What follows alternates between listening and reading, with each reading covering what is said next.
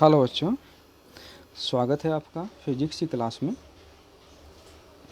और अब हमारा अगला टॉपिक है छोटी माप के लिए महत्वपूर्ण इकाई, useful units for small measurement. अब तक हमने जो भी मेजरमेंट सिस्टम पढ़ा है वो बड़ी माप के लिए होता है। हमारा जो लार्ज मेजर होता है, हमारा मेजरमेंट होता है, उसके लिए होता है। तो आप सब बच्चों को एक बात का विशेष ध्यान रखना है कि अगर हमारी बहुत छोटी माप हो जाए, किस प्रकार की माप हो जाए। मान लीजिए हमें एक बाल की मोटाई को निकालना है, बाल की मोटाई भी काफ़ी ज़्यादा होती है। हमें एक बैक्टीरिया का साइज़ निकालना है, या कोई बैक्टीरिया है उसकी लेंथ निकालने को कितना लंबा है हमारा, या उससे भी छोटा कोई वायरस है उसको मेज़र करना है। तो उसके लिए हम मीटर तो नहीं नाप सकते ना, मीटर तो काफ़ी बड़ा हो गया हमारा, सेंटीमीटर भी काफ़ी बड़ा हो गया। तो उसके लिए हम हमारे जो भौतिक विज्ञान है उसने कुछ छोटे छोटे हमारे पैमाने सुझाए हैं। तो इनमें सबसे पहला है हमारा, इसको हम माइक्रोन या माइक्रोमीटर बोलते हैं। इस मेज़रमेंट में सबसे अच्छी समझने वाली बात यही होती है कि मैं आपको एक बात बता देता हूँ कि मैंने कहा था कि हमारा पूरा फिजिक्स जो है एमकेएस सिस्टम पर ही चालू होगा। तो अगर मैं यहाँ ये लिखने लग जाऊँ कि 1 मीटर कितने माइक्रोन या माइक्रोमीटर के बराबर होता है, तो ये 10⁻6 माइक्रोन के बराबर होता है, माइक्रोन के बराबर होता है ये। और इसका जो सिंबल होता है वो म्यू से इसको रिप्रेजेंट करते हैं। अगर 10⁻6 माइक्रोन है तो मैं इसको यहाँ 1 के सामने 6 जीरो हम लोग लगा सकते हैं, 2 2 4 2 6। तो हम लोग लिख सकते हैं हिंदी वाले बच्चों के लिए इकाई, दाही, सैकड़ा, हज़ार, 10,000, लाख, 10 लाख। और इंग्लिश मीडियम वालों के लिए हम लोग कर सकते हैं 1, 10, 100, 1000, 10,000, लाख, 10 लाख। तो हम ये भी कह सकते हैं कि हमारा जो माइक्रोन है, इसको अगर हम अपोजिट करके मैं यहाँ लिखना चाहूँ, मैं पूछूँ आप लोगों को कि 1 माइक्रोन कितने मीटर के बराबर होता है, तो ये घात नीचे आ जाएगी और ये 10⁻⁻6 हो जाएगी, -6 मीटर। तो ये 1 माइक्रोन में और मीटर में दो रिलेशन होते हैं। सबसे पहला तो हमारा 1 मीटर बराबर 10⁻6 माइक्रोन होता है या माइक्रोमीटर होता है, और दूसरा रिलेशन हमारा 1 माइक्रोन बराबर 10⁻⁻6 मीटर होता है। तो इसमें हम लोग, तो इतना हमें यहाँ पर ध्यान रखना है। तो इसमें हमारा जो दूसरा सिस्टम, दूसरी यूनिट हमारी जो दी थी हमें, वो हमें नैनोमीटर की यूनिट दी थी, नैनोमीटर। नैनो, एक बात आप लोग ध्यान रखेंगे, जैसा मैंने बताया था कि यहाँ माइक्रो वर्ड है, तो माइक्रो वर्ड 10⁻6 के लिए आता है, ठीक है। तो ये वो अलग बात है कि हमने यहाँ 1 मीटर बराबर 10⁻6 माइक्रोन लिखा है, 1 माइक्रोन बराबर ये घात माइनस में हो जाएगी, लेकिन ये 6 के लिए आता है जनरली, आपको याद रखना। तो नैनोमीटर भी हमारा 9 के लिए आता है। मतलब हम लोग यहाँ पर लिख सकते हैं कि 1 metre is equal to 10⁻9 nanometre. 10⁻9 nanometre हमारा होता है ये। तो 10⁻9 नैनोमीटर को एक बार इकाई, दाही, सैकड़ा के हिसाब से यहाँ लिखते हैं। तो 1 इकाई, दाही, 2 2 4 2 6 तो 1 9। चलिए इसको काउंट करते हैं। तो हमारा ये हो जाता है 1, 10, 100, 1000, 10,000, लाख, 10 लाख, करोड़, 10 करोड़, और अरब, 1 अरब।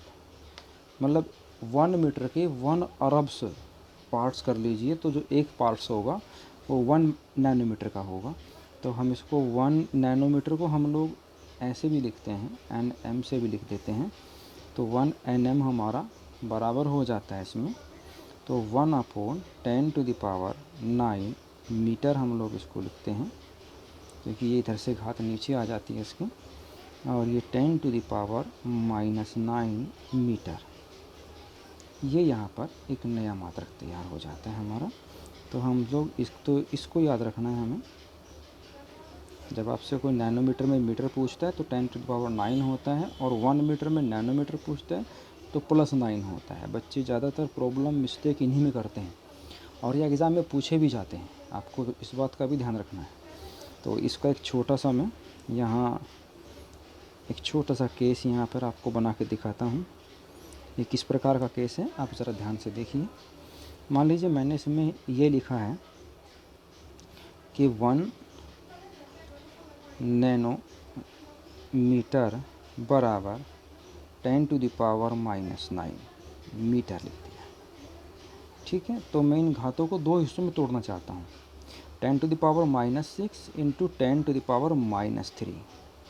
ठीक है, तो ये बातें आप लोगों को थोड़ा सा ध्यान रखना पड़ेगा यहाँ पे। तो मैंने आगे इसमें मीटर लिख दिया जो का तो आपने देखा अभी कि हमने ऊपर इसको 10⁻⁻6 को 1 माइक्रोन लिखा हुआ है। तो अगर मैं चाहूँ तो इसके स्थान पर 1 माइक्रोन लिख सकता हूँ इंटू 10⁻⁻3 मीटर। ठीक है, तो उसके बाद हमारा मीटर तो नहीं आएगा, जब इसको माइक्रोन लिख दिया तो माइक्रोन ही आ जाएगा, ये मीटर तो इसके साथ चला गया ना 10। तो हमारा ये जो रिलेशन यहाँ आ गया 10⁻⁻3 माइक्रोन आ गया। ठीक है, तो ये 1 नैनोमीटर में 10⁻⁻3 माइक्रोन होता है। ये भी आप लोगों को यहाँ पे अच्छे तरीके से ध्यान रखना है। हमारे सब बच्चे इन सब बातों को विशेष रूप से ध्यान रखेंगे। और हमारा तीसरा यूनिट इसमें होता है, ये हमारा एंगस्ट्रम होता है। एंगस्ट्रम, तो एंगस्ट्रम को हम जनरली ए के ऊपर एक डॉट लगा कर यहाँ पर इसको गोल घेरा छोटा बोल इसको लिखते हैं हम लोग एंगस्ट्रम को। और मैं इनको थोड़ा सा 1 मीटर के हिसाब से हम लोग मीटर से ही शुरुआत कर रहा हूँ। बुक में तो मीटर से शुरुआत नहीं की गई है, लेकिन मैं आपको समझाने के लिए कर रहा हूँ। तो हमारा 1 metre is equal to 10⁻10 angstrom होता है।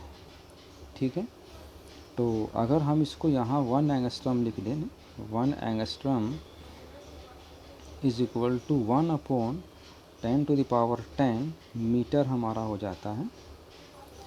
और इसमें आपको थोड़ा सा ध्यान ही रखना है कि जब हम इसको ऊपर लेकर जाएंगे यहाँ पे 1 एंगस्ट्रम बराबर हमारा हो जाता है 10⁻⁻10 मीटर। तो इसको भी मैं चाहूँ तो इसको भी माइक्रोन में भी लिख सकते हैं इसको हम। पहले मैं इसको माइक्रोन में यहाँ लिख रहा हूँ, इन माइक्रोन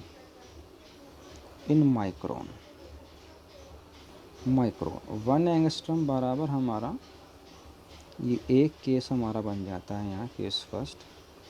तो 1 माइक्रोन बराबर हमारा एंगस्ट्रम बराबर 10⁻⁻4 10⁻⁻6 मीटर।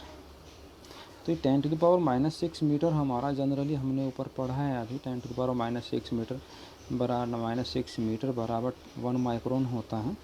तो ये 10⁻⁻4 माइक्रोन हो गया। तो एक एंगस्ट्रम में कितने माइक्रोन होते हैं? 10⁻⁻4 माइक्रोन हमारे यहाँ पे हो जाते हैं। ये सब बातें हमें यहाँ पे ध्यान रखनी है। तो अब इसके बाद हमारा केस नंबर 2 आता है।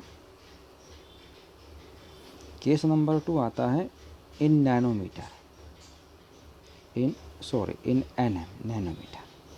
नैनोमीटर में यहाँ 1 एंगस्ट्रम हमारा बराबर हो जाता है 10⁻⁻1 हो जाता है एंड 10⁻⁻9 मीटर हो जाता है।